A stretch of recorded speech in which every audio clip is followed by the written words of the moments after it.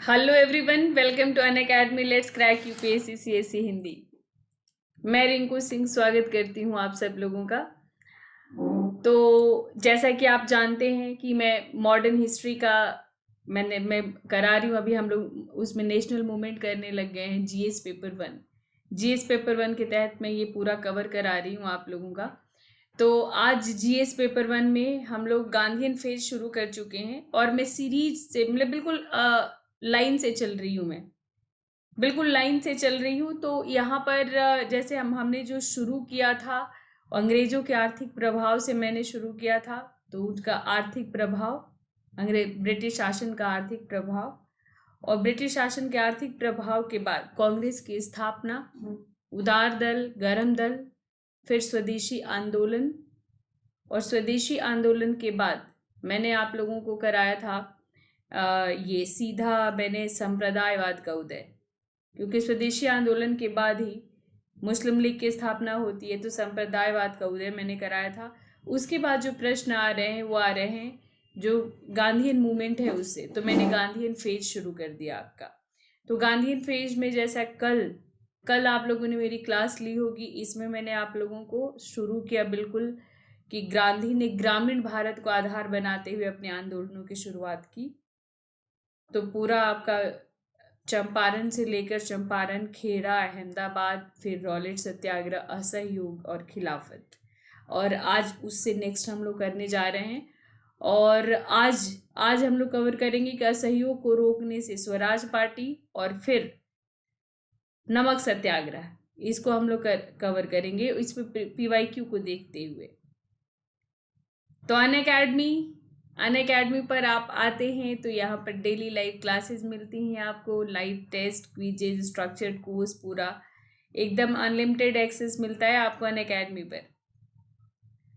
Unlimited access का मतलब होता है कि आप जीएस का कोर्स लोगे।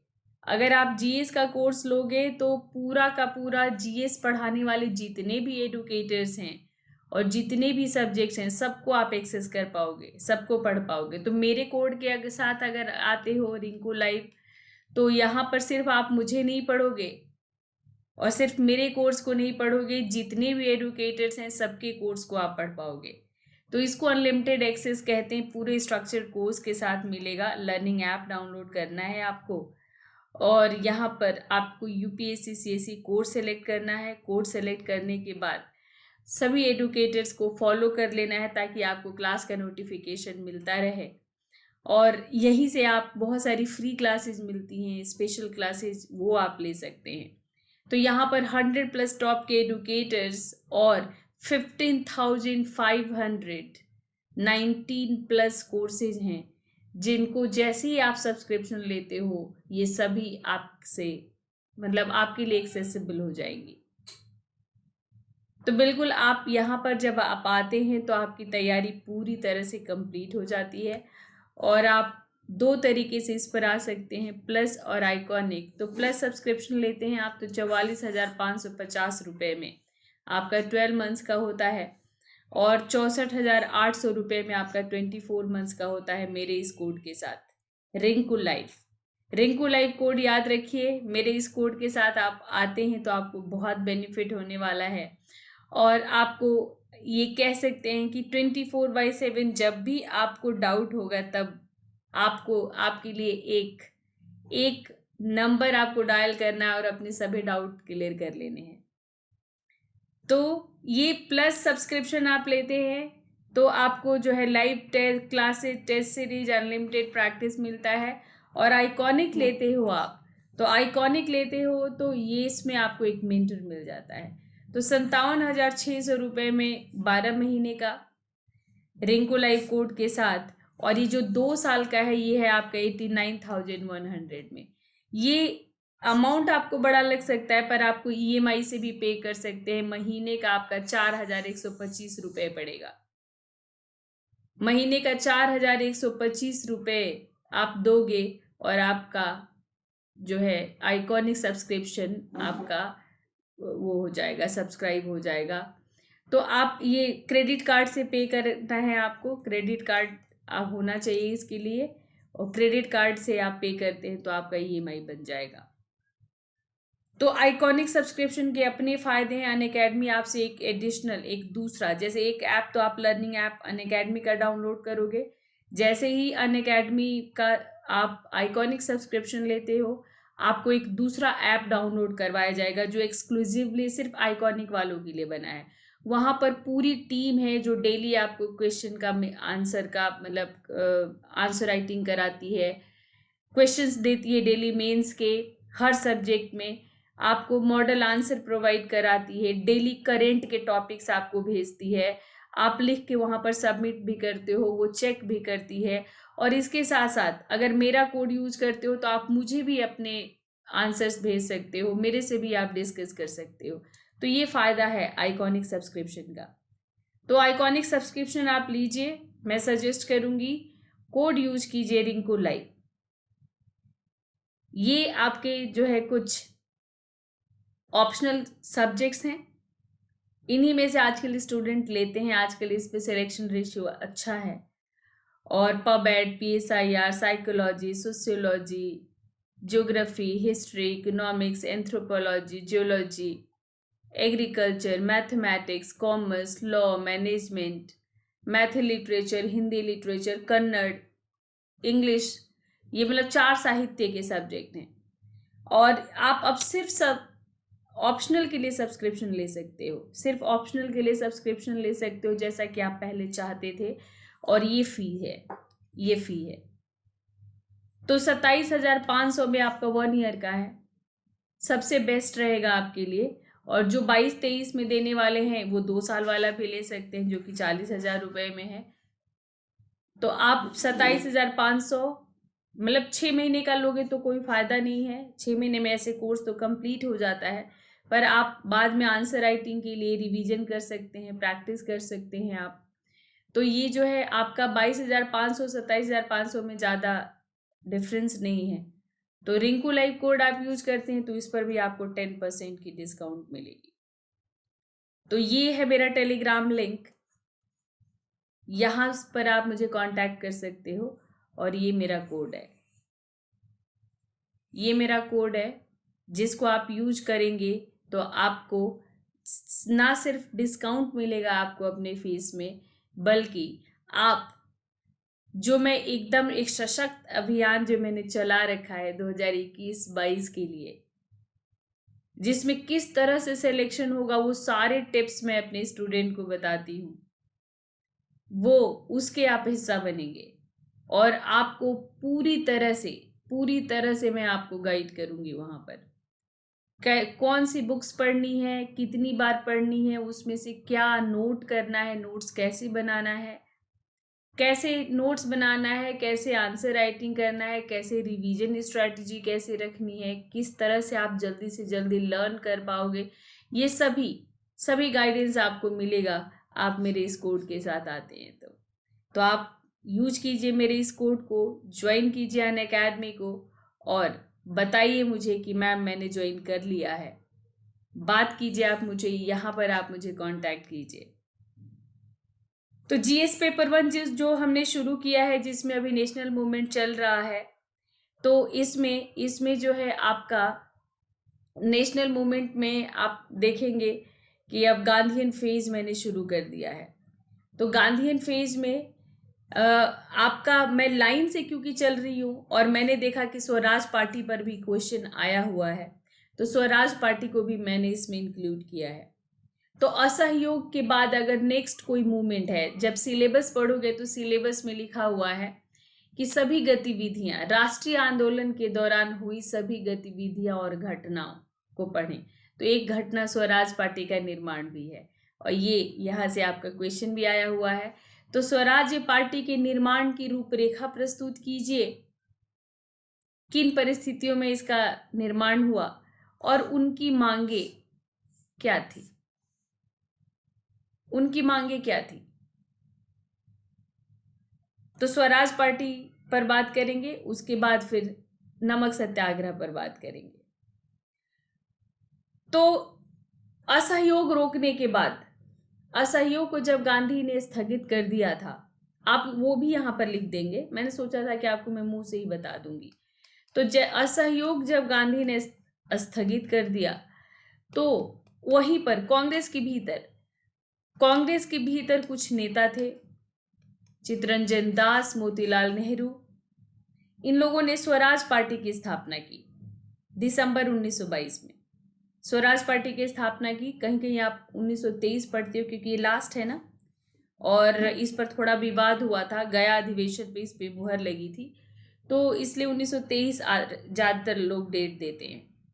तो दिसंबर 1922 में स्वराज पार्टी की स्थापना की थी चित्तरंजन दास, मोतीलाल नेहरू ने, और ये डेट बिपिन चंद्र का है। इसके अध्यक्ष दास थे, मोतीलाल नेहरू इसके सचिवों में से थे। अध्यक्ष दास थे, मोतीलाल नेहरू सचिव थे। और यहाँ से प्रीलिम्स का क्वेश्चन आता है कि कौन अध्यक्ष था और कौन जो है सचिव था। तो अब इन्होंने जब स्थापना की तो ये पार्टी स्वराज पार्टी कांग्रेस से अलग स्थापित नहीं हुई थी। कांग्रेस के अंदर ही एक समूह के रूप में, एक ग्रुप के रूप में इसको काम करना था, कांग्रेस के भीतर ही इसको काम करना था। तो इसने कांग्रेस के कार्यक्रम को जो है पूरी तरह से इसने स्वीकार कर लिया था, सिर्फ एक बात को छोड़कर। और एक बात क्या, कि काउंसिल के चुनाव में वो भाग लेगी, क्योंकि असहयोग कार्यक्रम के तहत महात्मा गांधी ने विधानसभाओं का भी बहिष्कार बोला था, काउंसिल का भी बहिष्कार बोला था। तो इसने कहा कि नहीं, काउंसिल में की चुनाव में भाग लेगी, बाकी सभी असहयोग कार्यक्रम से ये एग्री है। तो स्वराज्यवादियों में और अपरिवर्तनवादियों के बीच एक तीखा राजनीतिक विवाद उठ खड़ा हुआ। अपरिवर्तनवादी कौन कहे? अपरिवर्तनवादी वो कहे गए जो गांधी के समर्थक थे। अब कोई गांधी के बनाए नियमों में कोई चेंज नहीं चाहते थे। डॉक्टर राजेंद्र प्रसाद, गोखले, तिलक, ये कुछ इस तरह, तिलक नहीं, पटेल, ये कुछ नेता थे जो मतलब गांधी की पूरी तरह से गांधी के समर्थन में रहते थे। तो इनके बीच जो है, स्वराज्यवादियों के बीच और अपरिवर्तनवादियों के बीच एक तीखा विवाद हुआ। 1923 के मध्य दोनों पक्ष के बीच समझौता हुआ और फिर कांग्रेस के एक समूह के रूप में इनको चुनाव लड़ने की अनुमति दे दी गई। यानी कांग्रेस से बाहर नहीं, कांग्रेस के भीतर ही इनको चुनाव लड़ने की अनुमति दे दी गई। तो इन लोगों ने केवल एक शर्त को छोड़कर कि विधान परिषदों में भाग लेंगे, इन्होंने सभी कार्यक्रमों को स्वीकार किया, उसी तरह से चलते रहे। और बस अब इन लोगों ने चुनाव की तैयारी शुरू कर दी। नवंबर 1923 में जो केंद्रीय व्यवस्थापिका सभा का गठन हुआ था, उसके विधान परिषदों के लिए चुनाव आयोजित किए गए। और इस पार्टी ने जो है अपने चुनाव में भाग लेने की घोषणा के साथ इन्होंने अपना जो है चुनाव घोषणा पत्र भी जारी कर दिया। तो अक्टूबर 1923 में घोषित अपने चुनाव घोषणा पत्र में स्वराज्यों ने साम्राज्यवाद के विरोध को अपना प्रमुख मुद्दा बनाया। इस घोषणा पत्र की जो महत्वपूर्ण बातें रही वो क्या क्या थी, वो भी आपको लिखना पड़ेगा। रूपरेखा पूछा था, आपने देखा कि रूपरेखा कैसे स्वराज पार्टी की स्थापना हुई। उसके बाद आपको स्वराज्यों की उपलब्धि पूछेगा, स्वराज्यों का कार्यक्रम पूछेगा। तो स्वराज्यों का जो कार्यक्रम रहा, चुनाव में भाग लिया, चुनाव घोषणा पत्र इन्होंने जारी किया। तो इसमें इन्होंने कहा था कि अंग्रेजी हुकूमत का लक्ष्य सिर्फ इंग्लैंड के स्वार्थी हितों की पूर्ति करना है और ये भारत के लिए कोई भी भारत के लिए हितकारी कार्य नहीं करना चाहता। तो ये मतलब चरित्र स्पष्ट कर दिया इन्होंने। तो इन्होंने कहा कि जो स्वराजी हैं वो स्वशासन के राष्ट्रवादियों की मांग को परिषदों में उठाएंगे। सरकार ने अगर इसको नामंजूर कर दिया तो वो संयुक्त प्रयास के द्वारा, यानी सभी दलों के साथ मिलकर संयुक्त प्रयासों के द्वारा परिषद के कार्य संचालन की प्रक्रिया को अवरुद्ध करेंगे। यानी जैसे अभी कैसे आप संसद में देखते हो, सांसद हंगामा करते हैं, खूब हंगामा करते हैं, बोलने ही नहीं देते, सरकार को अपना पक्ष रखने ही नहीं देते। तो इन्होंने कहा कि हम जो है मतलब परिषद का कार्य नहीं चलने देंगे अगर वो स्वशासन की मांग को नहीं मानती है। तो वो विधान परिषदों में सरकार की दुर्भावना को उजागर करना कि सरकार का मंशा क्या है, उसके लिए वो जो है विधान परिषदों को एक उपयुक्त मंच के रूप में प्रयुक्त करने की बात की इन्होंने। और कहा कि ये जो इस मंच का उपयोग यानी परिषदों का में प्रवेश करके परिषदों का उपयोग भारतीयों के हित में करेंगे। तो जो 26 नवंबर 1923 को जो चुनाव संपन्न हुए उसमें इनको काफी सफलता मिली इनको 101 सीटें थीं। हमेशा इसको याद रखिएगा। तो 101 निर्वाचित सीटों में इन्हें 42 पर सफलता मिली। तो 101 निर्वाचित सीटों पे 101 पर निर्वाचन हुआ, उसमें 42 पर, तो बहुत ज़्यादा मतलब अराउंड 50% इनको मिला। और मध्य प्रांत में इन्हें स्पष्ट बहुमत मिला था। बंगाल में ये सबसे बड़े दल के रूप में उभरे। उत्तर प्रदेश बंबई में भी इन्हें अच्छी सफलता मिली थी। और सेंट्रल लेजिस्लेटिव असेंबली में जाकर इन्होंने जिन्ना के नेतृत्व में और उनके समर्थकों के साथ और उदारवादी कुछ व्यक्तिगत विधायक थे जैसे मदन मोहन मालवीय, इनके साथ मिलकर इन्होंने एक साझा मोर्चा बनाया कि क्योंकि परिषद में ये साम्राज्यवाद के विरुद्ध एक अपना मोर्चा खोलना चाहते थे। तो वहां पर कोई दलीय मतभेद से ऊपर उठकर इन्होंने एक साझा राजनीतिक मोर्चा बनाया। और अब वहां पर जो कार्य इन्होंने किया उसी को हम स्वराज्यों की उपलब्धि कहते हैं। तो आपको स्वराज पार्टी की स्थापना, स्वराज्यों की उपलब्धि, स्वराज्य कहां तक सफल रहे, ये सब आपको प्रश्न आएगा। तो स्वराज्यों की उपलब्धियां अगर बात करते हैं तो इन्होंने वहां पर स्वशासन के लिए, नागरिक स्वतंत्रता के लिए, औद्योगिकरण के समर्थन में खूब भाषण दिए, लोगों को खूब जागरूक किया। और सबसे बड़ी उपलब्धि कि विठल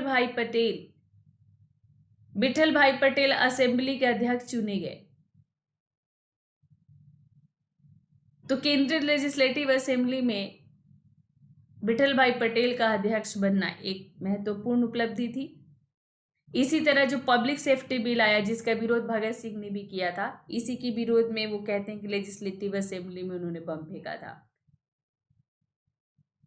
तो जो पब्लिक सेफ्टी बिल था उस पर उन्होंने मतलब पास नहीं होने दिया। एक तरह से सरकार की पराजय हुई, इसको पास नहीं होने दिया उन्होंने विधानसभा में। ये भी स्वराज्यों की महत्वपूर्ण उपलब्धि थी।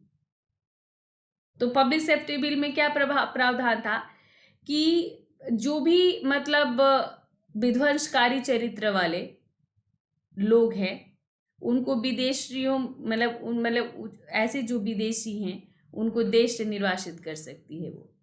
बेसिकली पब्लिक सेफ्टी बिल का जो उद्देश्य था वो साम्यवाद को रोकना था, साम्यवाद के प्रसार को रोकना था।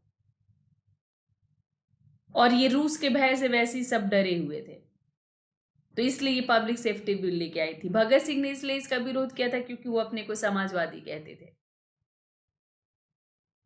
तो क्योंकि ये सभी मुख्य रूप से स्वतंत्रता के लिए कार्य कर रहे थे, भारत के लिए कार्य कर रहे थे, तो इसलिए ये पब्लिक सेफ्टी बिल गवारा नहीं था स्वराज पार्टी को भी, तो इसको उन्होंने पास नहीं होने दिया था। पर उपलब्धि ये रही। लेकिन अगर स्वराजी कितने सफल रहे तो आप कहेंगे कि स्वराजी मतलब निरंकुश सरकार की नीतियों को बदलवाने में असफल रहे थे। जो स्वराजी है, जो स्वराज पार्टी के लोग हैं, वो कारनामा नहीं कर पाए उस हद तक आंदोलन अपने आंदोलन को नहीं छेड़ पाए जिस जैसे गांधी ने किया था। मतलब अभियान कह लीजिए, आंदोलन नहीं अभियान कह लीजिए, नहीं छेड़ पाई। और ये भारत की बहुसंख्यक जो जनता है उनसे नहीं जुड़ पाए, उनकी मांगों को पूरा नहीं कर पाए। तो असहयोग आंदोलन के उतार आने की वजह से जनता में कुंठा की भावना भर गई थी। ऐसी स्थिति में सांप्रदायिकता अपना घिनौना सिर उठाने लगी थी। तो अब ऐसे में स्वराज्यों ने कोई ऐसा ऐसा सक्रिय सक्रिय कुछ ऐसा कार्यक्रम नहीं चलाया जिससे जो असहयोग के स्थगित होने से जो बेकार लोग थे, युवा जो भटक रहे थे, जो लोगों में एक निरुद्देश्यता आ गई थी, एक शून्य भर गया था राष्ट्रीय आंदोलन के दौरान, उस शून्य को पूरी तरह से ये नहीं भर सके, पूरी तरह नहीं भर सके। पर उपलब्धि में आप ये कहेंगे कि कम से कम उस निर्वात को इन्होंने भरा। एक जो असहयोग को रोकने से जो निर्वात आ गया था, जो शून्य आ गया था, उसमें इन्होंने अपनी गतिविधियां चलाई, लेकिन उसको ये पूरी तरह नहीं भर सके। तो ये स्वराज्यों का आप कंक्लूजन लिखेंगे। तो इस पर आपका एक बार क्वेश्चन आ चुका है, जैसा कि हाल फिलहाल में नहीं आया है, पर पुराने क्वेश्चंस रिपीट होते हैं, तो ये आपको रिपीट हो सकता है। अब आपका ये क्वेश्चन है, ये आपका देखो 2012 में क्वेश्चन एक आया था 2012 में कि राष्ट्रीय आंदोलन में अन्य अन्य दलों की क्या योगदान रहा, विभिन्न पार्टियों का क्या योगदान रहा। उसी का लैंग्वेज चेंज करके 2019 में क्वेश्चन आपका आया था कि राष्ट्रीय आंदोलन गांधी प्रवस्था के दौरान विभिन्न स्वरों ने अपना योगदान दिया। मतलब कुल मिला के क्वेश्चन यही था, केवल लैंग्वेज चेंज कर दिया गया था। तो ये इसमें क्या है कि हो सकता है कि आपको संपूर्ण गांधीयन मूवमेंट आपको एक ही क्वेश्चन में पूछ दिया जाए, मैं जो अलग अलग बता रही हूँ। और ये भी हो सकता है कि आपको अलग अलग पूछा जाए, जैसे ये क्वेश्चन आपका PYQ है, ये जो मैं आपको बता रही हूँ, और ये 2010 या 11 का है, 2010 का है कि गांधी जी ने नमक सत्याग्रह क्यों आरंभ किया और इसके क्या परिणाम हुए। तो ऐसा ही कोई क्वेश्चन आपको फिर पूछा जा सकता है। तो कई बार पढ़ा होगा आप लोगों ने किस तरह से प्रेजेंट करना है। बस पहला आप क्या कर सकते हो, आप ऐसे कारण भी दे सकते हो, ग्राफ बना करके भी दे सकते हो, ग्राफ बना करके भी। मैंने तो एक्सप्लेन करने के लिए दे दिया है कि आपको कंटेंट मिल जाए। तो सबसे पहले जब आप उत्तर लिखोगे तो आप इंट्रो लिखोगे।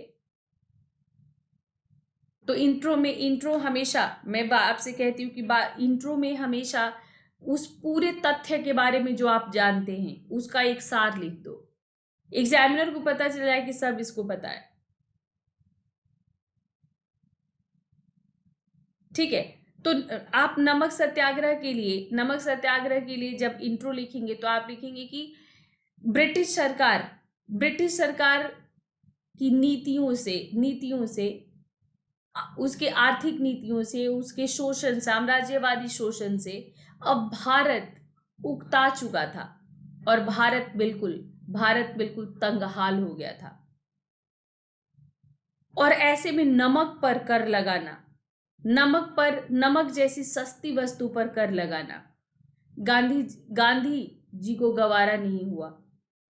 और गांधी जी ने सभी बेसिक, मतलब आप ये कहेंगे कि गांधी जी ने सभी नीतियों का विरोध करने के लिए, पर नमक को माध्यम क्यों बनाया? नमक को माध्यम इसलिए बनाया कि नमक एक बहुत ही सस्ती चीज थी। तो रिपीटेशन नहीं होना चाहिए, मैं आपको समझाने के लिए कह रही हूं। तो वस्तुतः ये था स्वतंत्रता के लिए लड़ाई, लेकिन उसमें गांधी जी ने नमक को माध्यम बनाया, नमक को तोड़कर ब्रिटिश कानूनों का उल्लंघन किया, इसलिए इसको नमक सत्याग्रह कहते हैं। अब आप कहेंगे कि नमक सत्याग्रह के कारण आप यहां से भी शुरू कर सकते हैं कि नमक सत्याग्रह को सविनय अवज्ञा आंदोलन भी कहते हैं। तो नमक सत्याग्रह के कारण क्या रहे? तो कारण में यहां पर कारण बॉडी में इंट्रो लिखने के बाद बॉडी लिखने समय नमक सत्याग्रह के कारण लिखकर आप यहां पर खूब आराम से ग्राफ बना सकते हो। इस तरह से। तो ग्राफ में आपने कर दिया साइमन कमीशन। साइमन कमीशन से उपजा असंतोष, नेहरू रिपोर्ट, नेहरू रिपोर्ट का असफल होना, ये सर्वदलीय बैठक में अस्वीकार हो गया था ना, नेहरू रिपोर्ट हो गया। और इसमें आपका पूर्ण स्वराज का नारा, पूर्ण स्वराज पास हो गया था। अब पूर्ण स्वराज का पारित होना, अब पूर्ण स्वतंत्रता के लिए लड़ाई चल रही थी। ब्रिटिश आर्थिक नीतियों के विरुद्ध असंतोष, ब्रिटिश आर्थिक नीतियों के विरुद्ध असंतोष। आप यहाँ पर जितने ऐसे कारण डालना चाहे आप कारण डाल के और फिर उसको एक्सप्लेन करते चले जाओ। पहले यहाँ पर ऐसे ग्राफ बना दिया, फिर अब एक एक को एक्सप्लेन कर दिया। वर्ड लिमिट देख लेना, जब भी ऐसे कोई क्वेश्चन लिखो आप, तो आप उसमें वर्ड लिमिट देख लो कि वर्ड लिमिट कितना दिया गया है। तो साइमन कमीशन आया। साइमन कमीशन किस लिए आया था? संवैधानिक सुधारों पर विचार करना था। पर इसका विरोध क्यों हुआ? क्योंकि इसके सभी सदस्य अंग्रेज थे, इसलिए इसे श्वेत कमीशन कहा गया। सभी वर्गों ने इसके विरोध की घोषणा की। और जब 3 फरवरी को कमीशन बंबई पहुंचा, 3 फरवरी 28 को, तो अखिल भारतीय हड़ताल की गई। साइमन कमीशन पूरी तरह से फेल नहीं हुआ, इससे लाभ भी हुआ। कभी अलग से अगर साइमन कमीशन पर प्रश्न आ जाए तो भी आप लिखेंगे। तो इसका लाभ क्या हुआ कि अस्थायी तौर पर ही सही, साइमन कमीशन ने देश के सभी वर्गों और दलों को एकजुट कर दिया। क्योंकि जो आपस में जो सांप्रदायिक दंगे हो रहे थे, आपस में जो लोग लड़ रहे थे, वो सभी लोग अपने मतभेदों को भुलाकर साइमन कमीशन का विरोध करने में लग गए। तो सभी दल एकजुट हो गए और राष्ट्रवादियों के साथ एकजुटता जतलाने के लिए मुस्लिम लीग ने मिले जुले चुनाव मंडलों के सिद्धांत को स्वीकार कर लिया कि मुसलमानों को कुछ सीटें आरक्षित रखी जाए। फिर बाद में इनकार कर दिया था, लेकिन प्रारंभ में कर लिया था। तो साइमन कमीशन की अगर एक लाभ पूछा जाए, ये क्या पूरी तरह असफल रहा? साइमन कमीशन का मतलब कुछ सकारात्मक प्रभाव भी रहा। तो सकारात्मक प्रभाव में इसने भारतीयों को एकजुट किया। सबने एकजुट होकर संवैधानिक सुधारों की एक वैकल्पिक योजना बनाकर साइमन कमीशन को चुनौती देने का प्रयास किया। हालांकि जो बिरकनहेड जानते थे पहले से ही, जो वैकल्पिक योजना बनी उसी को हम नेहरू रिपोर्ट कहते हैं। साइमन कमीशन को जब भारतीयों ने विरोध किया तो भारत सचिव बिरकनहेड ने भारतीयों को चैलेंज किया कि ठीक है, आप संविधान बनाकर दिखाइए। तो साइमन कमीशन को चुनौती देने के लिए सभी दलों ने एकजुट होकर एक वैकल्पिक संवैधानिक प्रावधान बनाया, एक योजना बनाई, उसी को नेहरू रिपोर्ट कहते हैं। क्योंकि प्रमुख निर्माता मोतीलाल नेहरू थे। अगस्त 1928 में अंतिम रूप इसे दिया गया था। हालांकि इस पर मुस्लिम लीग पहले स्वीकार किया, फिर अस्वीकार कर दिया। मतलब अंत में जो है कलकत्ता के दिसंबर 1928 में आयोजित सर्वदलीय सम्मेलन में ये स्वीकार नहीं हुआ था और फेल हो गया था। नेहरू रिपोर्ट, यहां पर एक चीज जो है आपका, नेहरू रिपोर्ट के स्वीकार नहीं होने से भी एक असंतोष उपजा था। और फिर राष्ट्रवादी जो थे वो फिर से जो है लक्ष्यहीन अपने को महसूस कर रहे थे। तो इसी समय जो पूर्ण स्वराज्य, जवाहरलाल नेहरू, सुभाष चंद्र बोस जैसे लोग जो अपने को समाजवादी कहते थे, वो काफी दिनों से पूर्ण स्वराज चाहते थे। पूर्ण स्वराज के लिए उन लोगों ने काफी दिनों से माहौल बनाया था। बस इसी में फिर लाहौर अधिवेशन में, कांग्रेस के दिसंबर के 1929 के लाहौर अधिवेशन में पूर्ण स्वराज्य की मांग को पारित किया गया। तो ये लाहौर में हुआ ये अधिवेशन, और इसमें जो प्रमुख मांगे रखी गई कि गोलमेज सम्मेलन जिसकी घोषणा हुई थी उसका बहिष्कार किया जाएगा, पूर्ण स्वराज्य को लक्ष्य घोषित किया गया, और सविनय अवज्ञा आंदोलन प्रारंभ करने का कार्यक्रम बनाया गया, और पूरा उत्तरदायित्व जो है सौंपा गया कांग्रेस कार्य समिति को, जिसमें करों का भुगतान नहीं करने जैसे भी कार्यक्रम सम्मिलित थे। तो इसी अधिवेशन में मैंने यहाँ पर मेंशन कर दिया, आप मेंशन करोगे तो कुछ नुकसान नहीं होगा, कि 26 जनवरी 1930 को पूरे राष्ट्र में प्रथम स्वतंत्रता दिवस के रूप में मनाया गया था। इनकलाब जिंदाबाद के बीच रावी नदी के किनारे 31 दिसंबर 1929 को तिरंगा झंडा फहराया गया था।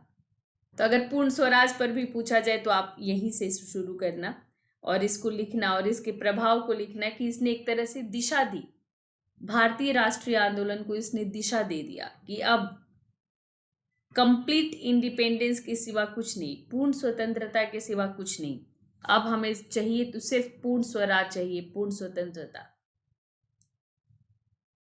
तो इस पूर्ण स्वतंत्रता ने भी एक माहौल बनाया, और गांधी जी लौट आए असहयोग के बाद जो गांधी सक्रिय राजनीति से दूर थे, गांधी जी लौट आए, और गांधी जी ने यंग इंडिया में एक लेख प्रकाशित किया और सरकार के समक्ष 11 सूत्री मांगे रखी,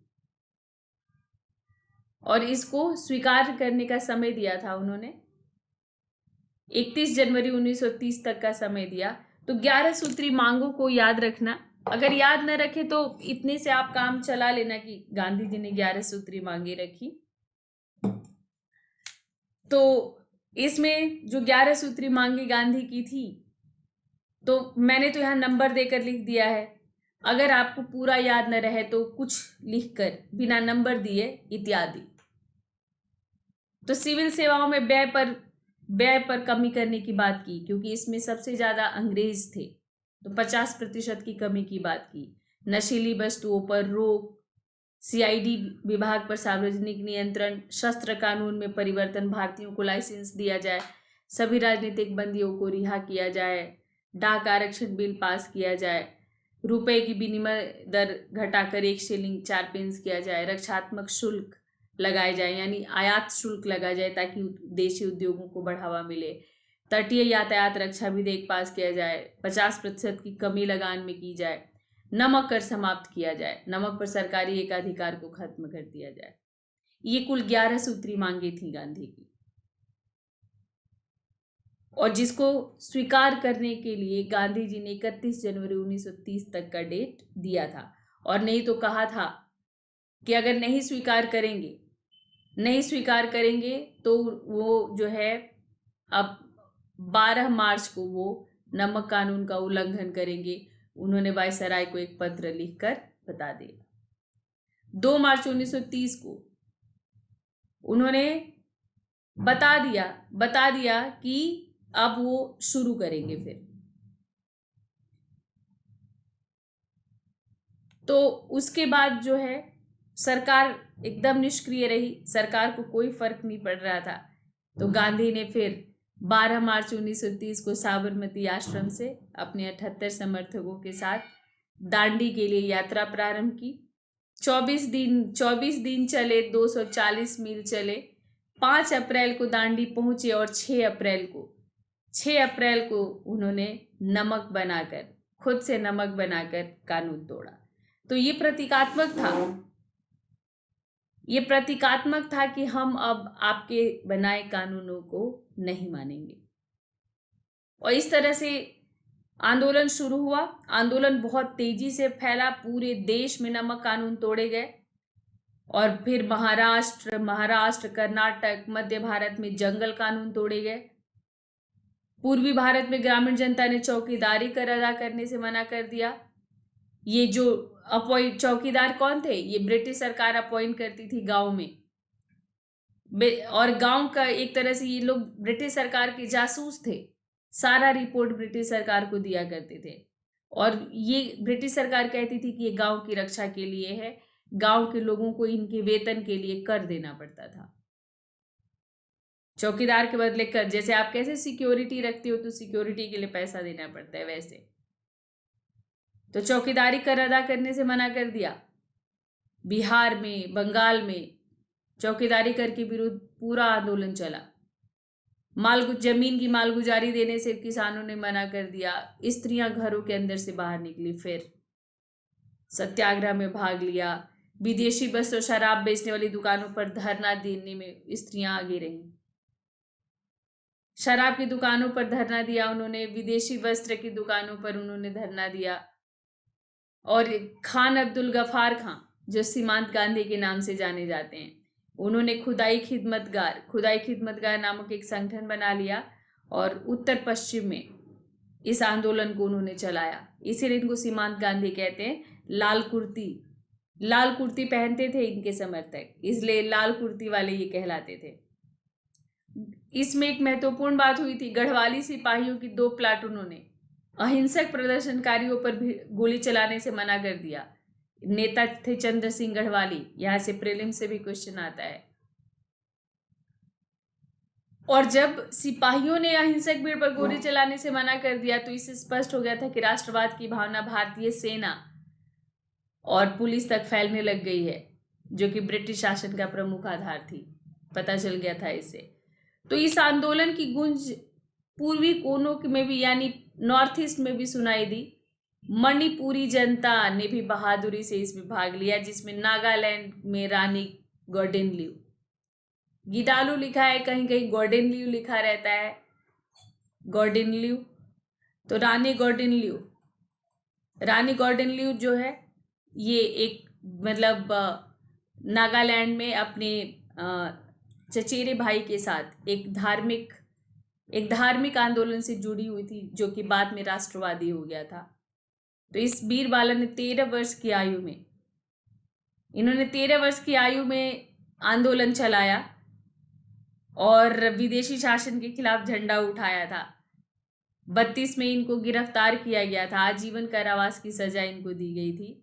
और इन्हीं को यही जो है 1947 में जाकर आज़ादी के बाद इनको आज़ादी मिली थी। तो जवाहरलाल नेहरू इनसे जाकर मिले थे और इनको रानी की उपाधि दी थी।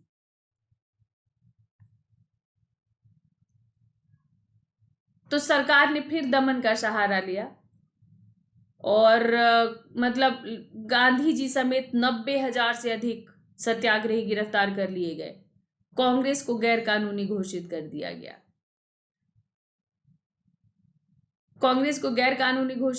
गया। समाचारों पर कड़ा सेंसर लगाया गया, राष्ट्रवादी प्रेस का गला घोट दिया गया। जो सरकारी आंकड़ा है उसके अनुसार पुलिस की गोलाबारी में 110 से अधिक लोग मारे गए और 300 से ज्यादा घायल हो गए। सोचो, सरकारी आंकड़े हमेशा कम दिखाते हैं, मतलब इसका दोगुना हुआ होगा। तो इस तरह से दमन चक्र का सहारा लिया। दक्षिण भारत में भी ये फैला, ये पूरा अखिल भारतीय स्वरूप था इस आंदोलन का। तो दक्षिण भारत में आंध्र प्रदेश में एलोरा नामक स्थान पर प्रतिरोध हुआ, पुलिस की गोलियों से कई लोग मारे गए। लंदन में भारतीय नेताओं ने जो है वो मतलब गोलमेज सम्मेलन का आयोजन किया गया। इस समय गोलमेज सम्मेलन का आयोजन किया, सर कांग्रेस ने मना कर दिया था। बेसिकली इसका उद्देश्य था कि साइमन कमीशन की रिपोर्ट पर विचार करना था। इसके लिए गोलमेज सम्मेलनों का आयोजन किया गया था लंदन में। कांग्रेस भी इस सम्मेलन में भाग ले, क्योंकि कांग्रेस एक बड़ी पार्टी थी और कांग्रेस अगर इस सम्मेलन में भाग नहीं लेती तो फिर ये सम्मेलन असफल हो जाता, बेकार हो जाता। तो इसके लिए अंत में जो है लॉर्ड इरविन ने गांधी जी के साथ समझौता किया और ये आंदोलन समाप्त हुआ। इस आंदोलन का परिणाम ये रहा। परिणाम में आप लिखेंगे गांधी इरविन समझौता हुआ, कांग्रेस ने गोलमेज सम्मेलनों में भाग लिया। इसने पूरे भारत में फिर से राष्ट्रवाद की लहर जगाई। इस आंदोलन में किसान, स्त्रियां, छात्र सभी शामिल हुए, सभी वर्ग के लोग इसमें शामिल हुए।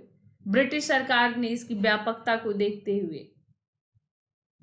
को देखते हुए जल्दी से संवैधानिक सुधारों पर बात करने के लिए ब्रिटिश सरकार ने सभी नेताओं को रिहा किया, बातचीत किया। तो इसके बाद आपका एक क्वेश्चन और बनता है कि गांधी-इरविन पैक्ट किसे कहा जाता है? गांधी-इरविन समझौते की मुख्य विशेषताएं बताइए। एक यहां से क्वेश्चन और बनता है आपका, एक सेकेंड दीजिए।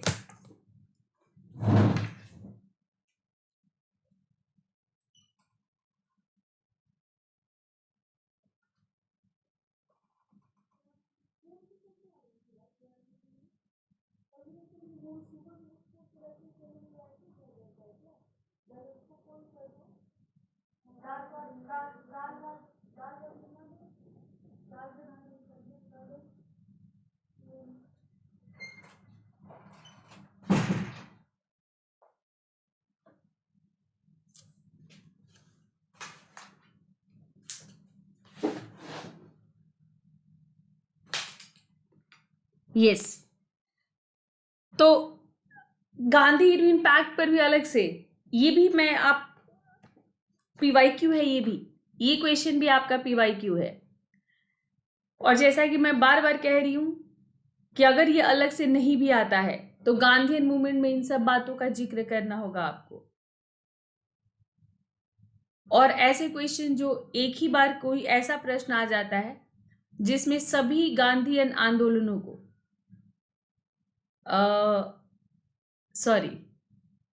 तो सभी गांधीयन मूवमेंट को अगर एक साथ लिखना पड़े आपको, तो वो क्वेश्चन आपका 250 वर्ड से कम का नहीं होगा। तो उसमें सबका ही जिक्र करना होगा आपको। तो गांधी-इरविन पैक्ट, तो आपको पता है कि सविनय अवज्ञा आंदोलन का ये परिणाम था। यहां पर अगर इंट्रो आप लिखेंगे, मैंने यहां पर बार बार इंट्रो नहीं ऐड किया है, मैं मॉडल आंसर नहीं प्रोवाइड कर रही हूं, मैं डिस्कस कर रही हूं आपके साथ, इसलिए मैं इंट्रो और कंक्लूजन नहीं डालती। मैं सिर्फ आपको बता रही हूं कि बॉडी में कंटेंट क्या रखना है। तो इंट्रो आप यहां पर डालेंगे कि गांधी जी द्वारा किया गया सविनय अवज्ञा आंदोलन देशव्यापी हुआ और पूरे भारत में इस आंदोलन की लहर चल रही थी। उसी बीच ब्रिटिश सरकार ने ये महसूस किया कि भारतीयों को शांत करने के लिए, संतुष्ट करने के लिए संवैधानिक सुधारों को करना जरूरी है, कोई ना कोई कदम उठाना जरूरी है। तो ब्रिटिश सरकार ने गोलमेज सम्मेलन का आयोजन किया। गोलमेज सम्मेलन में सभी दलों को बुलाना था। कांग्रेस एक बड़ी पार्टी थी, कांग्रेस के बिना ये वार्ता असफल रहती, इसलिए गांधी-इरविन समझौता हुआ, या इसलिए गांधी-इरविन समझौते की नींव पड़ी। तो सविनय अवज्ञा आंदोलन के दौरान जितने लोग गिरफ्तार हुए थे उनको 25 जनवरी 1931 को गांधी जी और उनके बाकी जो जितने भी उनके नेता थे उन सबको बिना शर्त रिहा कर दिया गया। 5 मार्च 1931 को एक समझौता हुआ और इसी को गांधी-इरविन समझौता कहा जाता है। रिहा इसीलिए किया गया था। एक बार क्वेश्चन आया था आप लोगों का प्रीलिम्स में कि क्यों रिहा कर दिया, अचानक ब्रिटिश सरकार ने सभी गिरफ्तार नेताओं को क्यों रिहा कर दिया। तो इसे गांधी-इरविन समझौता कहा जाता है। और 5 मार्च 1931 को ये हुआ था। डेट तो आप भूलेंगे नहीं, भूलना भी नहीं चाहिए।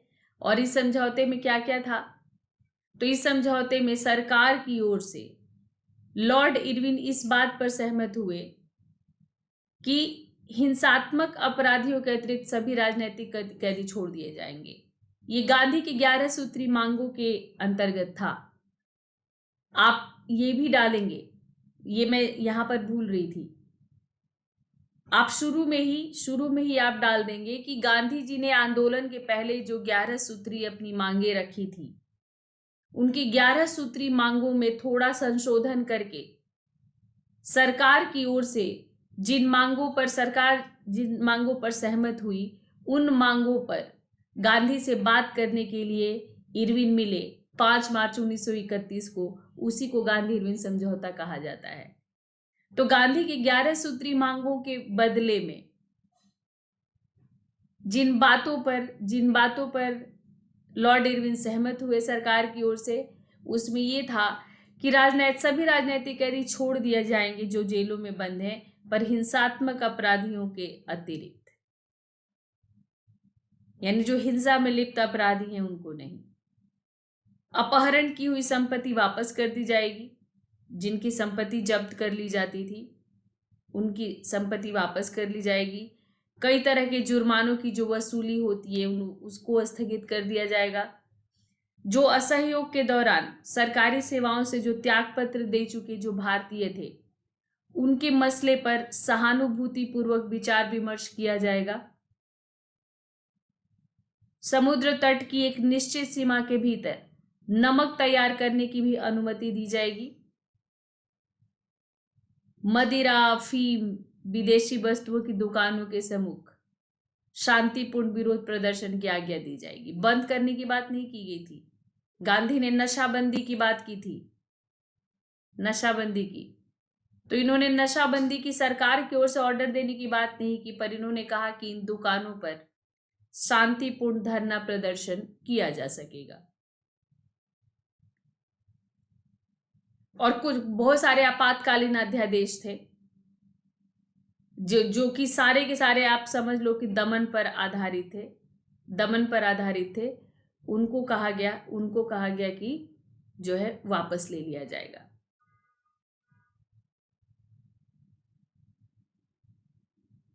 तो ये सभी बातों को माना।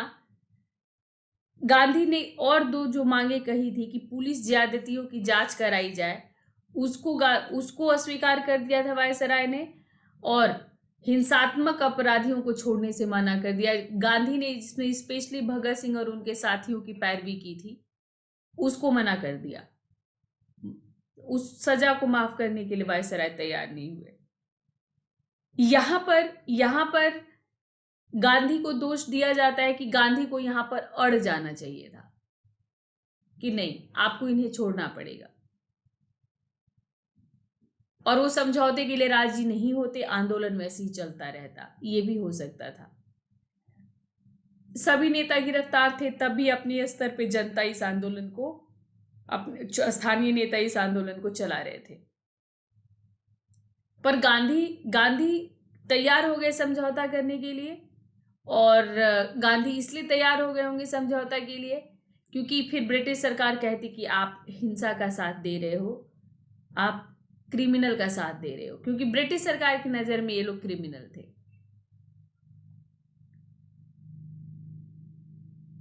तो गांधी जी की दो बातें उन्होंने नहीं मानी, और गांधी जी ने ये आश्वासन दिया कि सविनय अवज्ञा आंदोलन स्थगित कर दिया जाएगा। यह स्थगित है, सविनय अवज्ञा आंदोलन स्थगित कर दिया जाएगा, और कांग्रेस द्वितीय घुलमेल सम्मेलन में भाग लेगी, और इस शर्त पर भाग लेगी कि सम्मेलन में संवैधानिक प्रश्न के मुद्दे पर विचार करते समय परिसंघ, भारतीय उत्तरदायित्व तथा भारतीय हितों के संरक्षण एवं सुरक्षा के लिए जो अनिवार्य मुद्दे हैं उन पर विचार किया जाएगा। मतलब भारतीय संघ पर बात किया जाएगा, भारतीयों को उत्तरदायी शासन के लिए बात किया जाएगा, उनके हितों के संरक्षण सुरक्षा के लिए जो मुद्दे हैं उन पर बात किया जाएगा, जैसे इनमें रक्षा, विदेशी मामले, अल्पसंख्यकों की स्थिति, भारत का वित्तीय शाख, ये सारे मुद्दे इसमें शामिल होंगे। ये गांधी जी ने अपनी तरफ से ये शर्त गांधी जी ने रखी थी।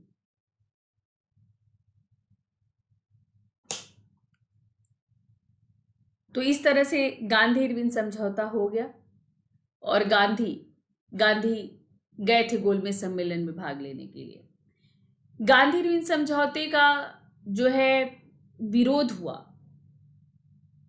कई कांग्रेसी नेता जो युवा थे, जो वामपंथी थे, जो समाजवादी अप्रोच रखते थे, वो इस समझौते के विरोधी थे, क्योंकि सरकार ने एक भी प्रमुख राष्ट्रवादी मांग नहीं मानी थी। वहां पर सरकार बच के निकल गई थी।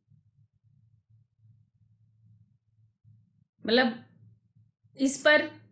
इस समझौते पर कराची अधिवेशन हुआ था 1931 में कराची अधिवेशन हुआ था, और इसकी अध्यक्षता की थी पटेल ने, सरदार पटेल ने इसकी अध्यक्षता की थी।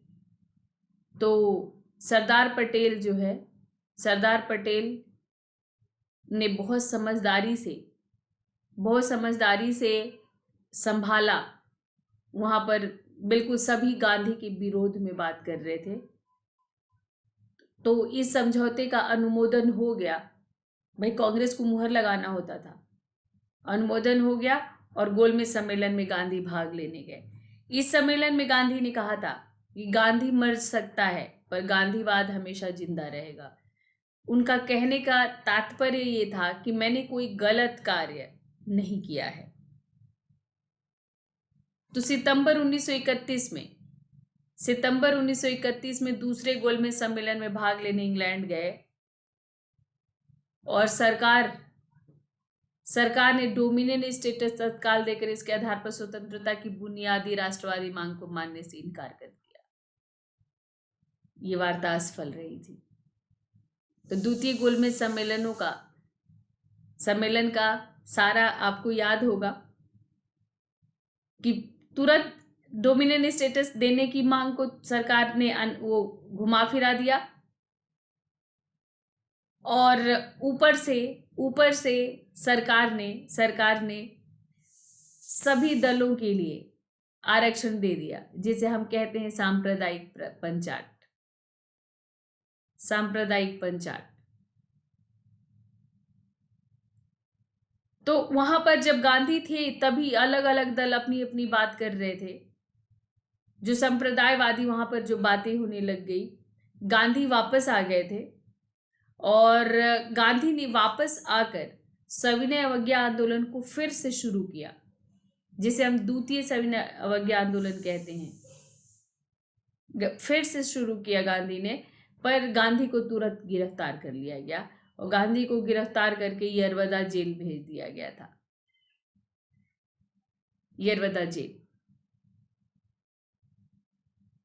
और सांप्रदायिक पंचाट की घोषणा की गई थी, जिसे कम्युनल अवार्ड कहते हैं। कम्युनल अवार्ड 1932 में पुना पैक्ट हुआ फिर अंबेडकर और गांधी के बीच। तो ये वाला आपका ये रहा, कुछ ये क्वेश्चन आपके थे। दूसरे सेशन में मैं आप लोगों को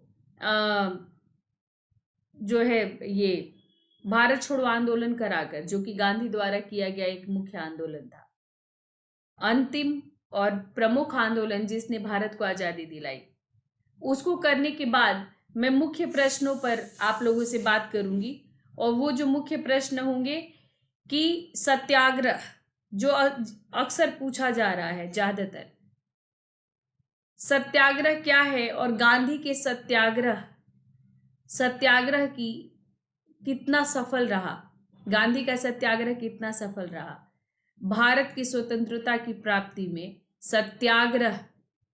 गांधी के सत्याग्रह की क्या भूमिका रही। अगर गांधी नहीं होते तो भारत के राष्ट्रीय आंदोलन का स्वरूप कैसा होता। सत्य और अहिंसा की नीति ने, गांधी के सत्य और अहिंसा की नीति ने कितना योगदान दिया, या ये कितना सफल रहा। कभी कभी गांधी पर इल्जाम लगाया जाता है कि गांधी अहमवादी थे, जिद्दी थे और उन्होंने हमेशा अपनी बात मनवाई। आप कहां तक सहमत हैं? ऐसे बहुत सारे प्रश्न जो सिर्फ गांधी पर आपसे पूछा जाता है। गांधी का योगदान, गांधी का योगदान मतलब वही कि गांधी नहीं होते, मतलब ये आपको एक तरह से यही प्रश्न आपको पूछा गया था कि गांधी नहीं होते तो राष्ट्रीय आंदोलन का स्वरूप कैसा होता है। गांधी के बिना राष्ट्रीय आंदोलन की दिशा क्या होती? सत्य अहिंसा, ये जो गांधी का अस्त्र था, ये कितना प्रभावी रहा? तो एक ही बात कई तरीके से आप लोगों से पूछी जाती है। तो जो इसका अगला सेशन होगा उसमें मैं इन्हीं सभी प्रश्नों पर डिस्कस करूंगी। कुल मिला के देखो, एक बार अगर राष्ट्रीय आंदोलन आपके दिमाग में सेट है तो क्वेश्चन कैसे भी पूछा जाए, कैसे भी प्रश्न पूछा जाए, आप उसको लिख देते हो। जरूरत है कि पूरा का पूरा राष्ट्रीय आंदोलन आपके दिमाग में सेट होना चाहिए। तो ये मैं पहले भी आप लोगों को पढ़ा चुकी हूं इन सारी बातें। मैं सिर्फ क्वेश्चन आंसर के उस रूप में मैं आप लोगों को पढ़ा रही हूं। तो चलिए, एक इंपॉर्टेंट अनाउंसमेंट है। आज से जो हिस्ट्री ऑप्शनल का जो बैच शुरू होने जा रहा था, टेक्निकल इशू से कंटेंट टीम उसको नहीं कर पाई है। अब ये उम्मीद है कि 30 नवंबर तक ये शुरू हो जाएगा। 30 नवंबर तक इस बैच के शुरू होने की अब संभावना है। और समाजशास्त्र का बैच भी 30 नवंबर से शुरू हो जाएगा। बाकी जीएस बैच चल रहा है जिसमें जीएस पेपर 1, 2, 3, 4 मैं पूरा कवर कराऊंगी। तो अभी 1 शुरू कर दिया है मैंने, और इसमें मेरा जो स्टाइल है कि पहले एनसीईआरटी ताकि विषय की आपकी समझ हो जाए, विषय की समझ हो जाए आपकी। फिर स्टैंडर्ड बुक्स को आधार बनाकर मुख्य परीक्षा की तैयारी में कराऊंगी, और उसी में प्रीलिम्स फैक्ट्स में बताती चली जाऊंगी। और 2021 के प्रीलिम्स के 2 महीना पहले मैं प्रीलिम्स स्पेशल शुरू करूंगी, जिसमें मैं वही सारे फैक्ट्स आपको नोट्स बनवाऊंगी, रिवाइज करा दूंगी। तो चैप्टर वाइज नोट्स मैं बनवा रही हूं, सबको बोल कर जबरदस्ती, सबको कह कर पुश कर करके कि नहीं नोट्स बनाओ, मुझे दिखाओ। तो मैं पीडीएफ देती हूँ मैं। उसके बाद भी नोट्स बहुत जरूरी है। तो सबसे मैं नोट्स भी बनवा रही हूँ। तो चैप्टर वाइज नोट्स बनाते हुए, आंसर राइटिंग करते हुए, आंसर राइटिंग भी चल रहा है, पूरा चैप्टर वाइज आंसर राइटिंग चल रहा है। वो चैप्टर जहां से हमेशा क्वेश्चंस आते हैं वो, और कुछ संभावित क्वेश्चन। और यहां पर भी बार बार मैं पुश कर रही हूं कि कैसे आंसर लिख सकते हो। यहां पर आपका आत्मविश्वास का होना बहुत जरूरी है, बहुत जरूरी। जब तक आप लिखोगे नहीं तब तक ये विश्वास नहीं आएगा। जो स्टूडेंट ये सोचते हैं कि पहले पूरी तैयारी करो और परीक्षा के समय वो प्रैक्टिस करेंगे, उनको इतना टाइम ही नहीं मिलेगा। और आप सोचते रह जाओगे कि पहले पूरे सब्जेक्ट की तैयारी करेंगे फिर आंसर लिखेंगे, तो फिर आप सोचते रह जाओगे और पता चलेगा कि प्रीलिम्स निकल गया। और अब जब टाइमर लगाकर प्रैक्टिस करनी है तो पता चल रहा है कि आपका पेन ही नहीं चल रहा है। अब आप सीख रहे हो आंसर राइटिंग, तो ये आप पहले से लिखते रहोगे। वैसे भी आपने हमेशा बचपन से सुना है, टीचर कहती थी लिख के याद करो, लिख कर याद करो। तो लिख कर याद करने से याद भी होता है चीजें। जैसे ही आप कोई कॉन्सेप्ट लिखते हो वो आपके दिमाग में सेट हो जाता है। तो आंसर राइटिंग बहुत ज़रूरी है, एक चीज़ आप याद रखना। तो आंसर राइटिंग प्रैक्टिस में साथ साथ करा रही हूँ। ऑप्शनल बैच मेरा हिस्ट्री सोशियोलॉजी ऑलरेडी है, नए बैच के अलावा ऑलरेडी है, तो आप वहाँ से भी पढ़ सकते हैं आप। और कोड है मेरा Rinku live, Rinku live code याद रखिए। और ये मेरा टेलीग्राम लिंक है, यहीं पर आप मुझे कांटेक्ट करेंगे, यहीं पर कांटेक्ट करेंगे आप मुझे। और कोड तो आपको रिंकू लाइव ही यूज करना चाहिए, मैं तो यही कहूँगी, क्योंकि आपको मेरे साथ आकर, मेरे ग्रुप के साथ जुड़कर आपको कंप्लीट गाइडेंस मिलने वाला है। तो बिल्कुल लाइक, शेयर और सब्सक्राइब करना बिल्कुल ना भूलें। Thank you for watching this session. Battery भी लो हो गई तो, लेकिन बैटरी तो लगाया जा सकता है, पर सेशन ख़त्म हो गया है। कल मिलते हैं हम नेक्स्ट सेशन में इसके। तब तक आप इसको पढ़िए, रिवाइज करिए, जो क्वेश्चन है उसको लिखने की प्रैक्टिस कीजिए। मिलते हैं फिर, बाय बाय।